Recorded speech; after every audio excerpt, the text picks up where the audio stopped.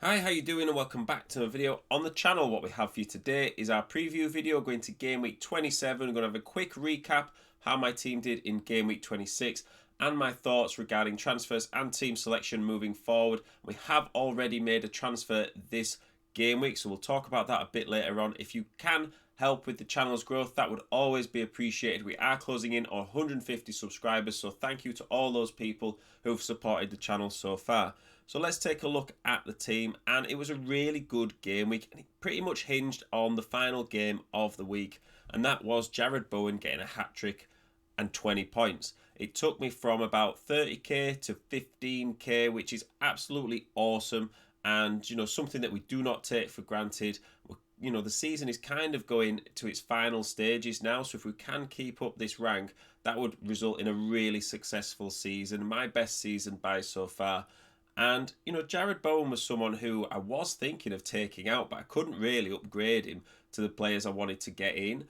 And holding on to him did really pay off because that was the difference maker this game week. Haaland was the captain as per usual, came in with 10 points, and Saka and Foden also returned, which was really nice. Maguire got 6 points, not the 6 points I thought he'd get because I was hoping he'd get clean sheet points, but if he's going to pop up with a goal every now and then at 4.2 million, I'm going to take it. And it was quite nice after he got 0 points the week before to actually get some return on the transfer I made. So in terms of the fixtures for this game week, it's pretty open in terms of captaincy. There's no early kickoff on Saturday, so you've got till 1:30 to sort your team out.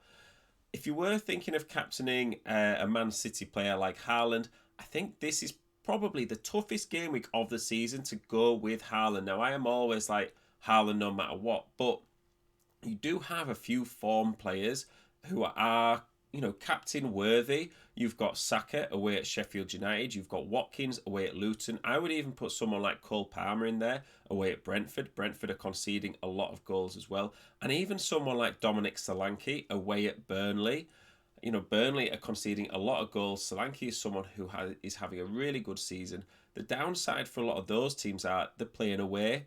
Man City are playing at home against Man United. It's a derby game, so you would anticipate there's a lot of goals to be had. There's a lot of goals going around. Haaland's probably going to get his fair few as well. So it really depends on how risky you're feeling. If you feel like you want to, go for it in your mini leagues, I think it's a great week to captain someone else other than Haaland.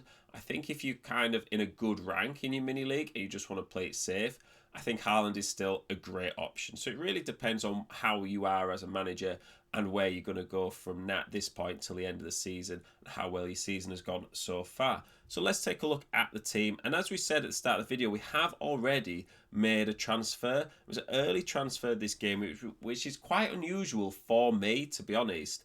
We have brought in Solanke for Alvarez.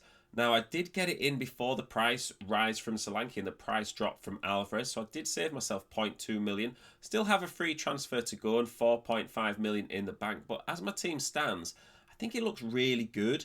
The one weak area is defence, really, because I've put Pedro Porro in the starting lineup, but he's not 100% certain to start. If he does start at home to Crystal Palace, I think it's a reasonable fixture. Palace seem to be turning a bit of a corner with the new manager.